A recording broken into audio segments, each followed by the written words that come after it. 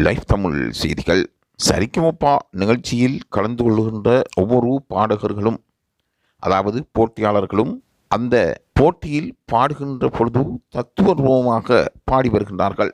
தாங்கள் இறுதிச் சுற்றுக்குள் உள்நுழைய வேண்டும் என்றும், அந்த பாடலில் சரியாக சங்கீத ஆற்றலை பெற்று பாட வேண்டும் என்றும் அவர்கள் ஆர்வமாக இருக்கின்றார்கள். மக்களுக்கு பிடித்த இசை நிகழ்ச்சியாக, உலகம் எங்கும் இருக்கின்ற இசை பிரியருக்கு மத்தியில் உலா வருகின்ற நிகழ்ச்சியாக சரிகமபா இருந்து வருகின்றது.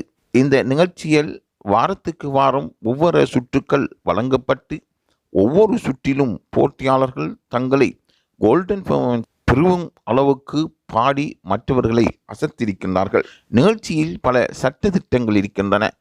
ஒவ்வொரு போட்டியாளர்களும் திறமையாக பாடக்கூடியவர்களாக இருந்தாலும், சங்கீத அறிவு, நுட்பம், சங்கீத ஆற்றல், சகல பாடலுக்கும் ஈடு கொடுக்கக்கூடிய தன்மை, அவர்களின் குரல் வளம் போன்றவற்றை பலரும் மதிப்பீடு செய்து அங்கிருக்கின்ற போட்டியாளர்கள் தெரிவு செய்யப்படுகின்றார்கள். இடைநடுவில் விலகிச் செல்லுகின்ற, விளக்கப்படுகின்ற போட்டியாளர்கள் ஏதோ ஒரு வகையில் சங்கீதத்தில் தவறவிடுகின்ற சுருதிகளுக்கு ஏற்ப சங்கீத நுட்பங்கள் இவர்களால் அறிந்து கொள்வதில் இருக்கின்ற கஷ்ட நஷ்டங்களுக்கு மத்தியில் அவர்கள் அந்த போட்டியை விட்டு இடைநிறுத்தப்படுகின்றார்கள்.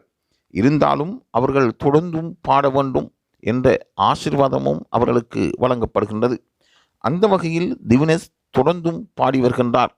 அவருக்கும் புகழும் வாழ்த்துக்களும் கிடைத்து வருகின்றன. இருந்தாலும் இறுதிச் சுற்றுக்குள் தெரிவான 3 பேரில் அவர் இல்லாமல் இருப்பது கவலை அளிக்கின்றது. 5 போட்டியாளர்கள் இறுதிச் சுற்றுக்காக தெரிவு செய்யப்படுவார்கள்.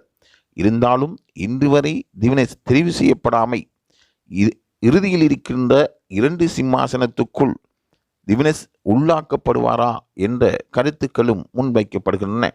பலரும் எதிர்பார்த்த ஓர் திறமைசாலியாக திவினேஷ் இருந்து வருகின்றார்.